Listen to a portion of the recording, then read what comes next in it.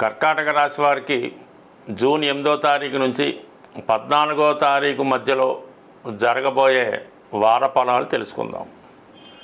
కర్కాటక రాశి వారికి ఈ వారం నుంచే గొప్ప ధనయోగం అన్నది ప్రారంభమైంది.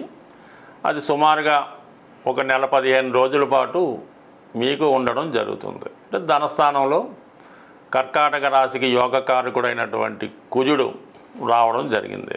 అక్కడ ఉన్నటువంటి కేతువుతో కలిశాడు. అంటే 2 అగ్నితత్వ గ్రహాలు మరొక అగ్నితత్వ రాశిలో కలయడం, ఆ రాశికి అధిపతి అయినటువంటి సూర్యభగవానుడు మీకు ప్రస్తుతం లాభస్థానంలో ఉండడం, ఇవన్నీ కూడా మీకు ప్రభుత్వ పథకాలు చాలా అనుకూలంగా ఉంటాయి.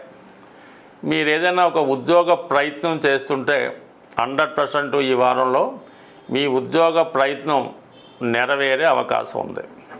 అటు రాజకీయ నాయకులకు కానీ, రియల్ ఎస్టేట్ వ్యాపారులకు కానీ, మీ దగ్గర ఉన్నటువంటి స్థిరాస్తులు లాంటి అంటే పెట్టుబడి పెట్టినవి, అమ్మవలసినవి ఇవన్నీ ఉంటే మీ యొక్క వాక్చాతుర్యంతో తొందరగా అమ్ముడుపోవడం, మనీ రొటేషను ఎక్కువగా పెరుగుతూ ఉంటుంది. అలాగే కొత్త వాటిలో ఇన్వెస్ట్ చేయడానికి కూడా చాలా వరకు అనుకూలంగా ఉండడం జరిగింది. అంటే కుజుడు ఈ రాశి వారికి యోగకారకుడు, ముఖ్యంగా దశమాధిపతిగా ధనస్థాన సంచారం చాలా వరకు వృత్తిలో అభివృద్ధి కలుగుతుంది, వృత్తిలో అదనపు ఆదాయం ఏర్పడుతుంది. అంటే కుజుడు కారకత్వాలు అయినటువంటి భూమి ద్వారా, అన్నదమ్ముల ద్వారా, రుణాలు వసూలు అవడం ద్వారా చాలా వరకు మీకు సక్సెస్ఫుల్గా ఉండే అవకాశం ఉంది. మరి కుటుంబ స్థానంలో ఈ కుజ కేతువుల కలయిక కుటుంబంలో సభ్యుల మధ్య కొద్దిగా అభిప్రాయ భేదాలు వచ్చినప్పటికి కూడా అవి మీ వరకు అనుకూలంగా ఉండడం జరుగుతుంది. అయితే కుటుంబంపై మీ యొక్క ఆధిపత్యం చెలాయించే విషయంలో కొంతమంది వ్యక్తులు దాన్ని వ్యతిరేకించవచ్చు. అంటే కుటుంబ సభ్యుల మధ్య ఒక అభిప్రాయం లేకపోవడం వల్ల భిన్న అభిప్రాయాలు రావడం జరుగుతుంటుంది. విశేషంగా ధనం ఆదాయం మీ కుటుంబానికి రావడం వల్ల ఈ ధనాన్ని పంచుకునే విషయంలో తర్జన భర్జనలు, అభిప్రాయ భేదాలు వచ్చే అవకాశం ఉంది. బట్ ఏదైనా మీరు మరీ అతిగా కాకుండా సామరస్యంగానే మీరు ఏదైనా సమస్యని పరిష్కరించుకోవడం మంచిది. చాలా కాలంగా పంపకం కానీ, మీ స్థిరాస్తి కానీ, ధనం కానీ, పెద్దల ద్వారా వచ్చినటువంటి వస్తు వాహనాలు లాంటివి ఏమైనా ఉంటే ఈ సమయంలో మీరు సెపరేట్ చేసుకొని మీ ఆస్తి మీకు రావడం జరుగుతుంది. అలాగే మీ యొక్క సంతానం పంచమాధిపతిగా ధనస్థానం కాబట్టి మీ పిల్లలు చాలా వరకు మీకు అండగా ఉంటారు. ఏ ప్రయత్నంలో అయినా వారు మిమ్మల్ని చాలా వరకు సమర్థించి మీ యొక్క ఆదాయాన్ని పెంచుకునే విధంగానూ, మీ మాట నిలబెట్టే విషయంలో వాళ్ళు మీకు చాలా వరకు తోడుగా ఉండడం జరుగుతూ ఉంది. రవి లాభస్థానంలో ఉండడం వల్ల అధికారులు, రాజకీయ నాయకులు మీకు అండగా ఉంటారు. కుటుంబ సమస్యలను పరిష్కరించే విషయంలో వారి సహకారం కూడా మీకు ఉండడం జరుగుతుంది. అయితే 12వ స్థానంలో బుధుడు అలాగే గురువు, అంటే బుధుడు వ్యాపార కారకుడు, మీకు తృతీయాధిపతి అవడం వల్ల వ్యాపారంలో అభివృద్ధికి కానీ, అలాగే మీ యొక్క విద్య కొరకు, మీ పిల్లల విద్య కొరకు ఎలక్ట్రానిక్ పరికరాలు, బుక్స్ వగైరా వగైరా ఇన్వెస్ట్ చేయవలసి ఉంటుంది.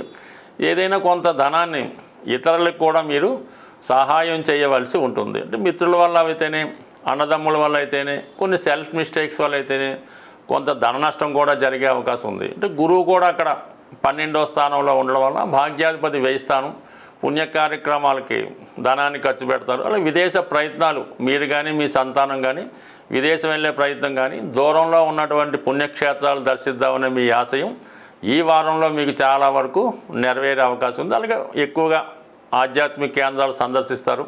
ఎక్కువగా మంచి వాటికి, మంచి కార్యక్రమాలకి సహాయం చేయడం కానీ, ఈ పూజలు, పునస్కారాలు, పుణ్య కార్యక్రమాలకి ధనాన్ని వెచ్చించడానికి కూడా కారణం అవుతూ ఉంటుంది. మరి శుక్రుడు దశమస్థాన సంచారం వల్ల వృత్తిలో కంఫర్ట్స్ పెరుగుతాయి, స్త్రీల యొక్క సహకారం పెరుగుతుంది. అలాగే మీ కుటుంబంలో ఒకరికి ఏదైనా ఉద్యోగ ప్రయత్నాలు ఫలించడం జరిగే అవకాశం ఉంది. అలాగే కొత్త వాహనాలు అవి కొనడం కానీ, ఖరీదైనటువంటి వాహనాల్లో ప్రయత్నం చేయడం, ఇవన్నీ ఓవరాల్గా ఈ కర్కాటక రాశి వారికి చాలా అనుకూలమైనటువంటి స్థితి ఏర్పడడం జరిగింది.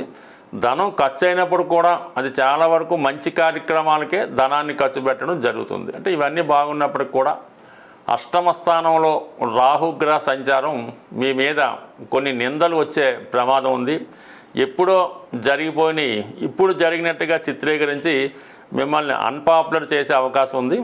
సో మీరు కూడా కొంతవరకు చిన్న ఏదైనా తెలియకుండా పొరపాట్లు చేయడం కానీ, వెళ్ళకూడని చోటుకి వెళ్ళడం కానీ అటువంటి వ్యక్తులతో మాట్లాడడం వల్ల ఇవన్నీ కూడా కొంతవరకు బయటకు వచ్చే అవకాశం ఉంది. కాబట్టి చాలా వరకు నెగిటివ్ విషయాలకి దూరంగా ఉండడం మంచిది.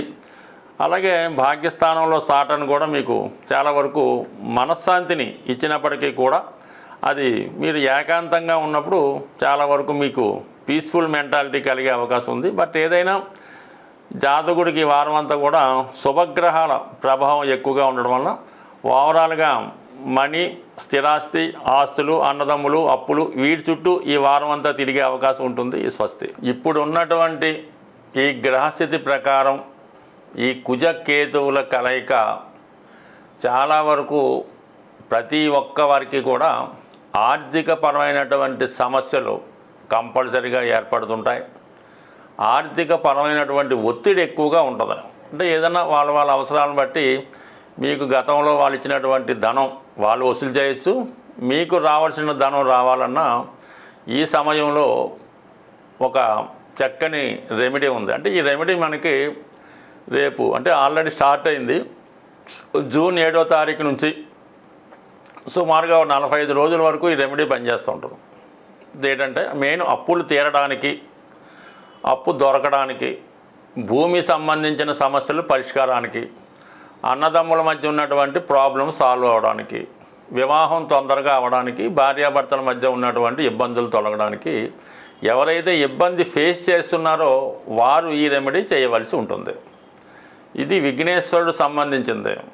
కామన్గా వినాయకుడు అనేక రకాల రూపాల్లో దొరుకుతాయి. అంటే ఎరుపు రంగుతో తయారు చేయడం అంటే ఏదన్నా ఒక చెక్కతో తయారు చేసిందన్నా అది తెల్ల జిల్లేడు అవ్వచ్చు, లేదంటే వేపతో అవ్వచ్చు.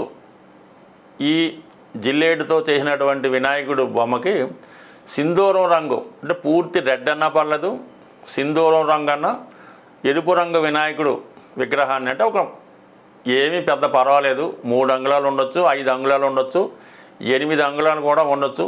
పుష్టిగా ఉన్నటువంటిది, లోన ఎంటీ లేకుండా చాలా సాలిడ్గా ఉండాలి. ఆ వినాయకుడి యొక్క ఎరుపు రంగు పుయ్యవలసి ఉంటుంది.